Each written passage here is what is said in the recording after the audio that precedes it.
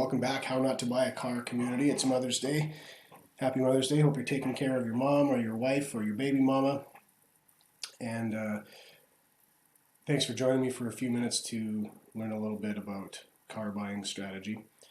I'm trying out a little bit of a different format here. I'm using this time off to level up in the video production game a little bit. Just going to make these videos a little more shareable rather than strictly streaming them live. I'm going to add just a tiny bit more production quality and a tiny bit of editing. Not so much editing, but I want to be able to turn these out pretty quick and respond to things that are happening. And this is my first such video, so bear with me. I'm still figuring out the game, still playing with the software. I call this a test run. So the theme of this video is a Carfax review. So I'm going to do these on a somewhat regular basis. If you are buying a used car, you need to buy a Carfax report. They're about $50, but it's worth every penny because it could save you thousands and thousands of dollars. And it's a critical document that you're going to need to help you decide whether or not to buy a car and to help you decide if it's a good deal or not. Now, this is strictly for used cars. There's not much use in buying one of these for a new car. It's going to be a waste of money. But on a used car, I can't emphasize enough that you need to get a hold of one. The dealer might already have one if you're buying from a dealer. Most dealers, they have an unlimited account, so they provide one with every used car that they list. But if they don't have one, ask for one. And if they don't give you one and you're serious about buying the car, spend the $50, go online and order it, carfax.ca or something. You'll find it. Google it. So I'm going to make this a regular feature. A friend of mine reached out to me. She's interested in a particular used vehicle, and she sent me a copy of the report and asked me what to make of it. So that's the purpose of these videos, is I'm going to walk you through these reports and help you interpret them and what that data means and how you should use it. So let's just get right into it. I'm going to flip the screen here. I'm going to stay with you in the corner because it's boring to just look at a screen. So let's pop this open here. So this is the Carfax. It was a claims vehicle history report. This is a 2013 Nissan Rogue. And if I hear anyone call it a Rouge or spell it Rouge, I'm going to lose it. Nissan Rogue, it's a little, compact utility vehicle. To be honest, if you asked my personal opinion, not my favorite vehicle, but that's not what this is about. This is about how not to buy a car. So report summary is the front page. So this gives you your VIN is here. The date of the report, this is important. So this report was pulled on the 7th of January. If anything has changed on that report between now and then, you might want a new report. Now, if this has just been sitting on a dealership lot, then probably not a concern. So here's your summary, and here's a highlight. It says it's a one-owner vehicle. That's easy to interpret, and the software figures that out for you. It does say there are damage records found. It says it's been registered in Alberta only. It's never been stolen. It's never been in the U.S. There's no recall information available, and there are 8 records found for service history. So anytime a vehicle goes into a dealership or a licensed repair facility or a licensed auto body repair facility, it's reported to a public database. And this company, the Carfax, they pull that data and they charge you for a summary of it. So report findings in chronological order. So from when this thing was first built until now. So we start off, this was the first registration in December of 2013. So it says here first owner reported. Someone has bought this car and bought it from the dealership. So a year later, almost a year later of November 2014, they renewed their registration.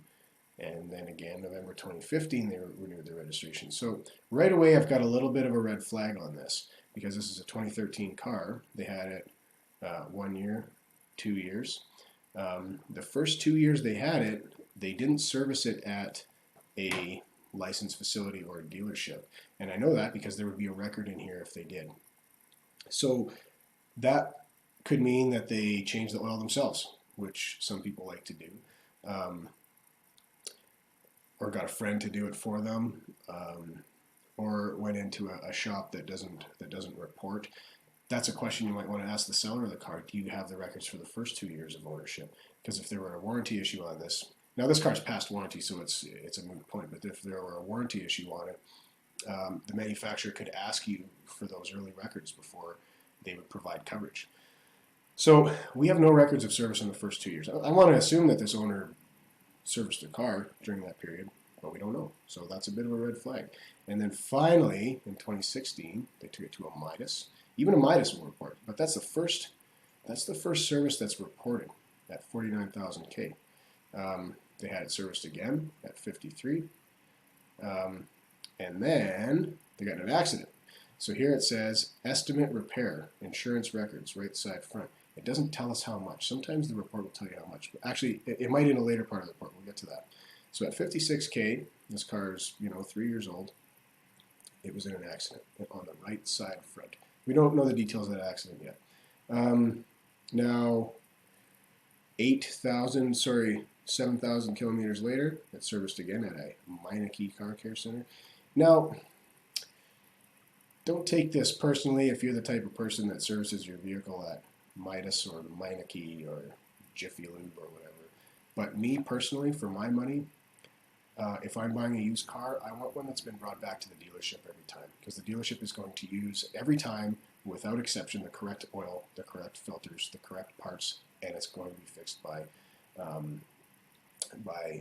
factory trained technicians that have the proper tools to work on that car.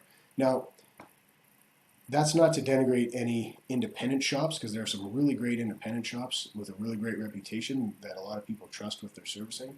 But if I'm buying a used car, I'm going to be picky. I'm spending a lot of money. I want to see one that's been totally serviced at the dealership. That's just for my own peace of mind. Unless, they can give me a detailed set of records, and, they took it to a place like, there's a place in Airdrie, All Fits Mechanical. Great reputation. I recommend them to a lot of people. And they can say, hey, I brought this to Brett Fit. Shout out to Brett if you're watching. And he did all the service on it, and here are the records. Well, then I'm probably okay with that. That's me personally. So take that as you may. But so they brought into a Meineke.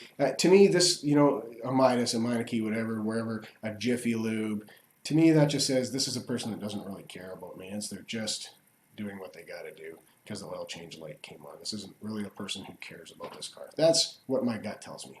As someone that's bought and sold thousands of used cars and looked at thousands of reports like this, that's what my gut says. So anyways, bear with me.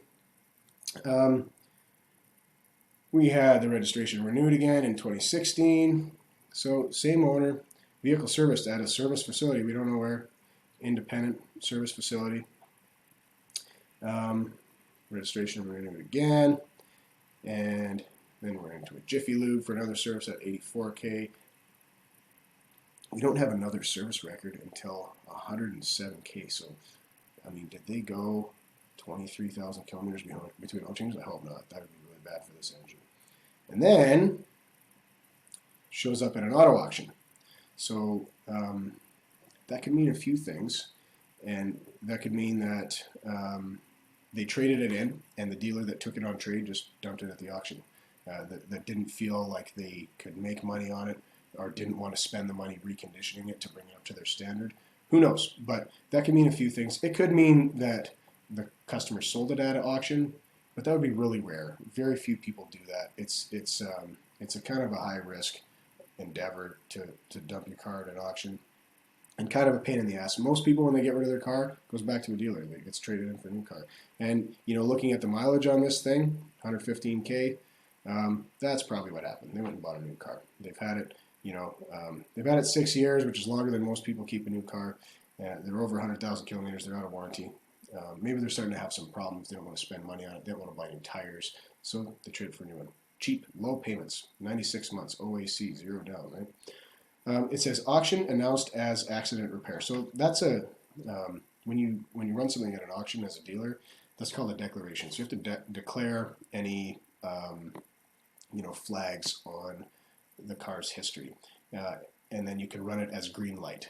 And the green light means that the bidders can buy with confidence and that it is eligible for arbitration. So this is dealer stuff, a bit jargony, but that means if I buy this car and you didn't declare that it was in an accident, and then I buy it and I sign the check, and then I get it back to my dealership, as a used car manager or whatever, and I see on the record it's had a $10,000 accident, I can give it back, and you have to give the auction back the money they paid you. So that's called arbitration. It's negotiated between the buyer and the seller by the auction. Anyway, so what they've done, they ran this at the auction. 99% chance that a dealer took it on trade, ran it at the auction up in Edmonton, and they declared that it had an accident on it. So what happens next?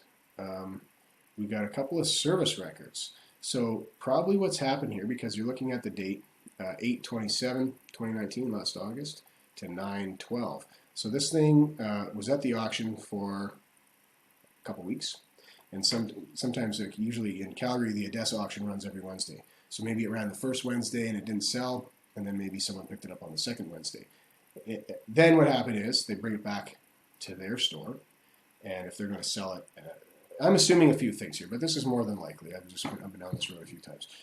They bring it back to their store, and they get it inspected, because to put it on their lot to market it, they need to do their due diligence and make sure the car is safe and maintenance up to date. So that's where you've got a record here on the 12th, and curiously again on the 20th, 2 records.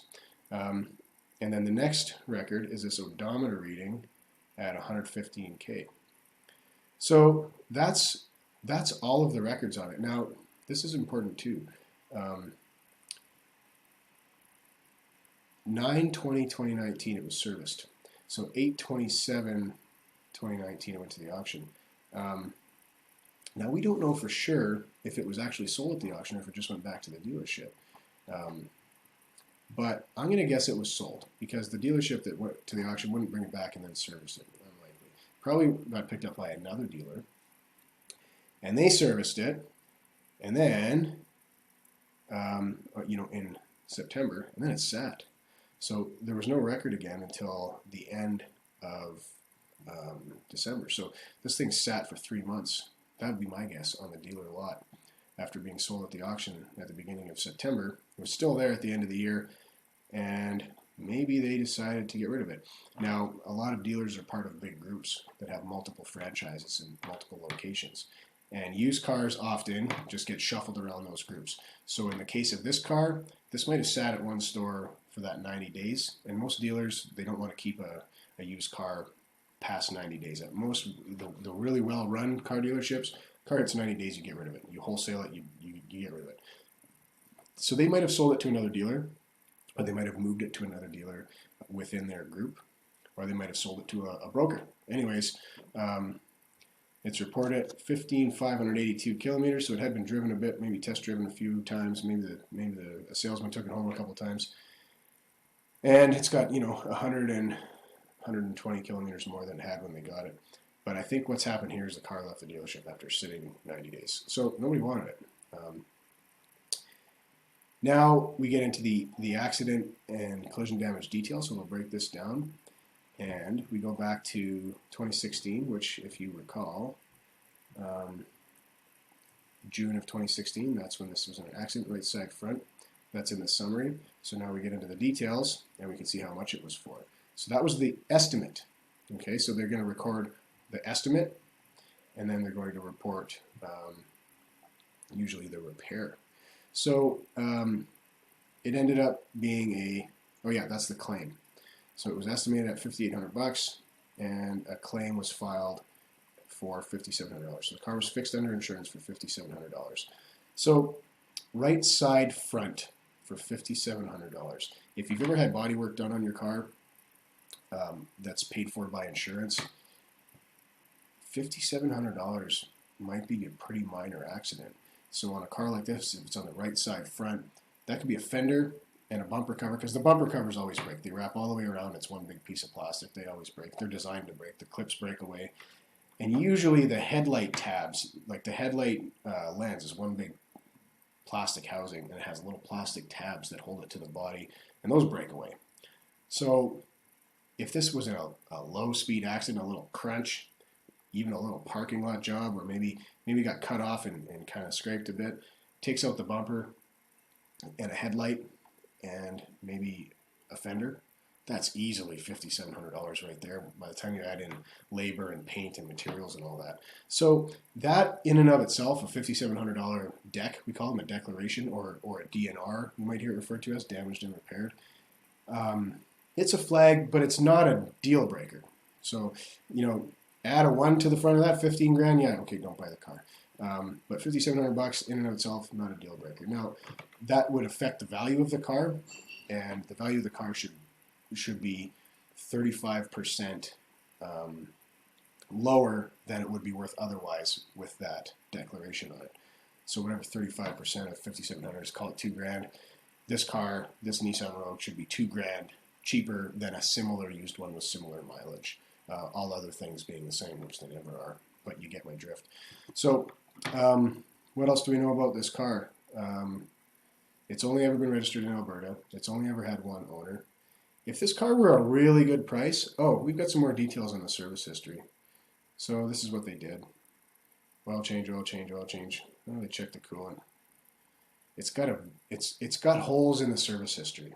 So this car, unless it was really, really cheap, you know, if this was especially cheap, an exceptionally good deal compared to other similar Nissan Rogues, it's got a few strikes against it. There's gaps in the maintenance record.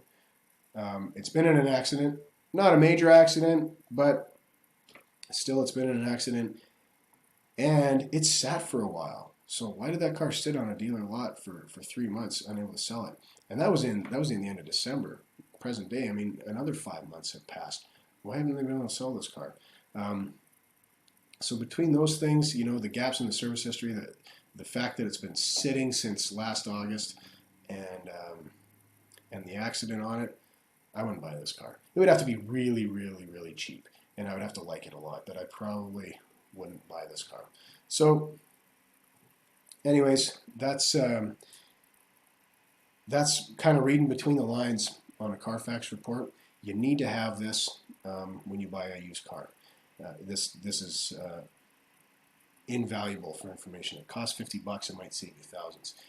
If you're looking at a used car, feel free to send me your Carfax report, and I'll walk you through it. Might not necessarily make a video, but I'll give you some coaching with that.